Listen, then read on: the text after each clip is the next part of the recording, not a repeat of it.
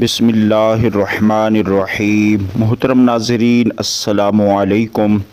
ایک دفعہ یہودیوں کے کسی گھر شادی تھی۔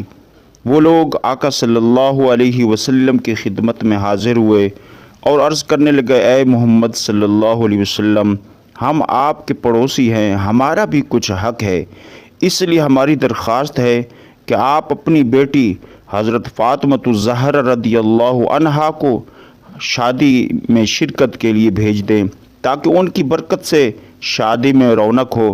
آقا کریم صلی اللہ علیہ وسلم نے ارشاد فرمایا کہ فاطمہ اگرچہ میری بیٹی ہے لیکن علی کی زوجہ ہے، لہٰذا تم لوگ علی سے جا کر درخواست کرو، اگر وہ چاہیں گے تو وہ شادی میں جانے دیں گے۔ یہودی نے عرض کیا کہ آپ صلی اللہ علیہ وسلم بھی ہماری طرف سے ان سے سفارش فرما دیں۔ پھر وہ یہودی حضرت علی رضی اللہ عنہ کی خدمت میں حاضر ہوئے اور عرض کرنے لگے کہ آپ اجازت دیں، حضرت فاطمۃ الزہرا رضی اللہ عنہ شادی میں تشریف لائیں۔ انہوں نے فرمایا کہ اس امر کی مالک خود جناب فاطمۃ الزہرا رضی اللہ عنہ ہیں۔ اس کے بعد یہودی چلا گیا جس کے گھر شادی تھی، وہ حضرت فاطمۃ الزہرا رضی اللہ عنہ کے دروازے پر آواز دینے لگا اور عرض کی، اے رسول کی بیٹی، میری بیٹی کی شادی ہے، اگر آپ تشریف لے چلیں تو میری عزت دوبالا ہو جائے گی۔ حضرت فاطمۃ الزہرا رضی اللہ عنہا نے فرمایا کہ جناب امیر المؤمنین سے اجازت لے لیں تو چلو۔ یہودی نے کہا، ٹھیک ہے، میں رسول اللہ صلی اللہ علیہ وسلم اور شیر خدا کی خدمت میں گیا تھا، سب نے آپ کو ہی مختار بنایا ہے۔ حضرت فاطمۃ الزہرا رضی اللہ عنہا سن کر متفکر ہوئی۔ اتنے میں جناب رسول صلی اللہ علیہ وسلم تشریف لے آئے۔ حضرت فاطمۃ الزہرا رضی اللہ عنہ نے فرمایا، بابا جان، یہودیوں کے ہاں سے تو آدمی آیا ہے، آپ صلی اللہ علیہ وسلم اس بارے میں کیا فرماتے ہیں، اس کے گھر جائیں یا نہ جائیں؟ آپ صلی اللہ علیہ وسلم نے فرمایا، فاطمہ تمہاری مرضی ہے۔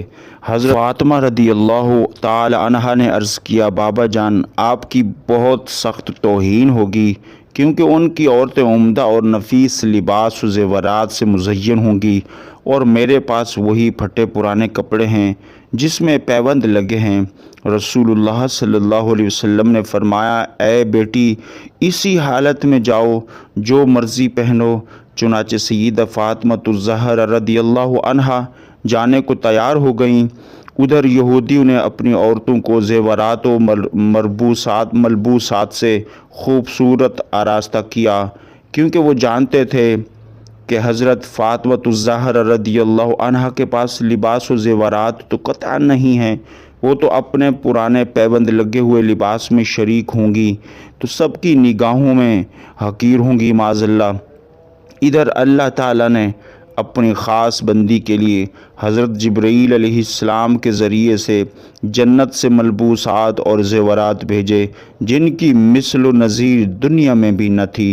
حضرت فاطمۃ الزہرا رضی اللہ عنہا کو زیورات خلد سے آراستہ کیا گیا اور کچھ دیگر خواتین کے ساتھ حضرت فاطمہ رضی اللہ عنہا روانہ ہوئیں۔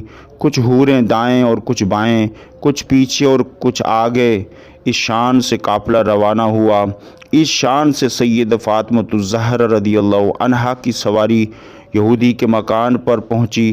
جو ہی آپ رضی اللہ تعالی عنہا یہودی کے مکان پر پہنچی تو تمام مکان آپ رضی اللہ عنہ کے نور سے روشن ہو گئے اور ایسی خوشبو پھیلی کہ دور دور تک محسوس ہونے لگی۔ یہ وقار دیکھ کر تمام یہودی عورتیں بے ہوش ہو گئیں۔ تھوڑی دیر کے بعد سب کو ہوش آیا مگر دلہن کو ہوش نہ آیا۔ لاکھ تدبیریں کی مگر سب بے اثر ثابت ہوا تو معلوم ہوا کہ روح قفس انصری سے پرواز کر چکی ہے۔ شادی کا مکان ماتم کدہ بن گیا۔ حضرت فاطمۃ الزہرا رضی اللہ عنہا کو دیکھ کر بہت تشویش ہوئی اور فرمایا کہ اطمینان رکھیں، ابھی ہوش آ جائے گا۔ اس کے بعد آپ رضی اللہ عنہا نے 2 رکعت نماز نفل پڑھ کر دعا کے لیے ہاتھ بلند کیے اور کہا، اے میرے پروردگار، میں بنت رسول صلی اللہ علیہ وسلم ہوں، اے میرے اللہ میری عزت تیرے ہاتھ میں ہے۔ تمام لوگ یہی کہیں گے کہ سیدہ فاطمہ کے آتے ہی دلہن فوت ہو گئی، خانہ شادی ماتم خانہ بن گیا۔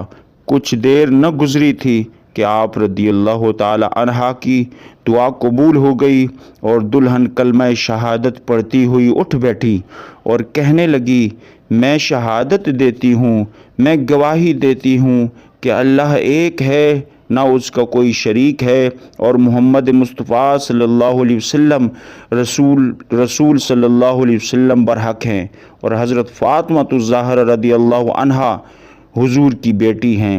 آپ مجھ کو مذہب اسلام کی تعلیم فرمائیں، اور اسی طرح صدق دل سے وہ عورت مسلمان ہو گئی۔ سبحان اللہ۔